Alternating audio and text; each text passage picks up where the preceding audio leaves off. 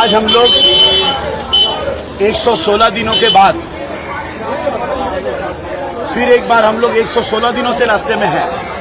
लगभग हम लोग तकरीबन 4 महीने से हम लोग रास्ते पे हैं।